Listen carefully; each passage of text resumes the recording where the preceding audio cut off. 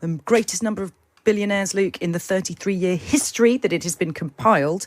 It sparked calls for an overhaul of the way the super rich are taxed. The annual ranking saw the wealth of each of the UK's 250 richest people grow at an average rate of more than £1 million a day in a year when nearly 130,000 people have died in the pandemic. Millions have been furloughed and hundreds of thousands have lost their jobs. The combined wealth of Britain's billionaires climbed to £597.3 billion last year, up 21.7%.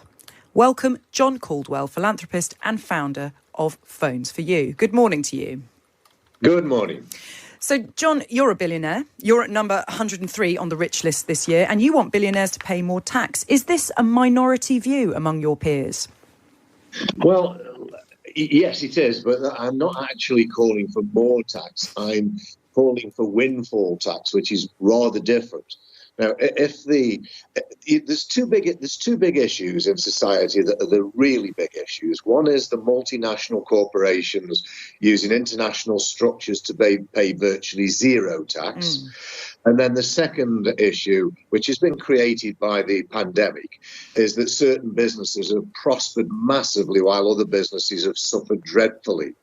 And I just think that's grossly unfair. So I've recommended to the government that we have a windfall tax, a one-off windfall tax. It has to be properly presented because we must never, ever allow people to think that Britain is anti-wealth creation, anti-entrepreneurialism, and will invoke unfair taxes. But this is a very, very unique situation whereby a windfall tax on excess profits made by businesses that have prospered massively out of COVID, I think is a very, very fair and obvious thing to do in society because, we've got so many people that have suffered huge loss of income, huge loss of their business lives, and then others that have prospered massively.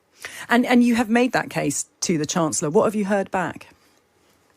Oh, I think the thing is that the government are very, very nervous, quite rightly, about doing anything that would make Britain look as though it was anti-wealth creation.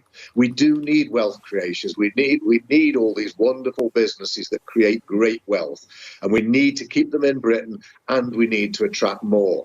So anything that we do has to be very, very sensitively managed so that we don't actually destroy wealth in Britain and along with it the tax revenue rather than grow it. So it's a very, very tricky problem that all governments have wrestled with for many, many years. But I just encourage the wealthy to pay the taxes in the UK in the country that they've made their money in, and to join the Giving Pledge, leaving half of their wealth to charities when they either during their lifetime or when they die, just to help make the world a fairer and better place. And for those people to get that spiritual satisfaction out of what they're doing. John, I want to ask you a really naive question that I've always wanted to know the answer to from somebody who is wealthy, which isn't the point of having lots of money, and the reason why so many people want to have lots of money is that means you don't have to worry about paying bills anymore. And why I don't really understand the mindset of wanting to avoid paying tax so much when you don't necessarily need the money to improve your standard of living because you've already got so much money. No, well, it's a cultural thing. Going back maybe, I don't know how many years, but 40 or 50 years, people have been deemed to be very smart when they've managed to avoid paying massive forms of tax. They've done it legally and legitimately, and the accountants were selling these schemes and trying to encourage people into these schemes. And of course, it's very tempting when somebody says that instead of paying 30 or 40% tax, you'll pay virtually nothing. It's very, very tempting for people, and people think it's very smart. And what we really need to do is build a pride in Britain for paying your taxes, not a pride in avoiding them. And we need to change that cultural mindset so that people say, I am very proud that I've paid all this tax because that tax money is desperately needed for the NHS, for the schools, for the poorer members of society. And it's only fair and right and proper that I do that. And if we can change that mindset into pride of paying your tax instead of the pride of avoiding it, then we'll be moving massively in the right direction. It's very interesting that you explain it that way, that it's another marker of success, of winning at the game, that you've managed to avoid paying tax legally. Are there any specific names of people who have done well, specific companies who you would really like to see paying back a little bit more? Well, any of the companies that prospered massively out of pandemic, especially, and of course we can all see who those are. It's Amazon, who run a phenomenal business. The other businesses like Google and Facebook. I mean, you can see the businesses that have prospered massively out of this pandemic because their share price and value grew exponentially. For instance, Jeff Bezos's personal wealth grew by about 60 billion, I believe, just through pandemic. So, we need to encourage people like Jeff Bezos, but not people to avoid paying taxes. And there is this case also just for this one-off windfall tax. But I think it would probably have to be done worldwide because a lot of these businesses are American-based as well as UK-based. So it's probably never going to happen, but it does seem to me a very obvious thing to do in this economic climate, to try and help the poorer businesses and the poorer people who've suffered horribly as a result of this pandemic, and for those people who have benefited massively as a result of this pandemic to contribute towards that cost.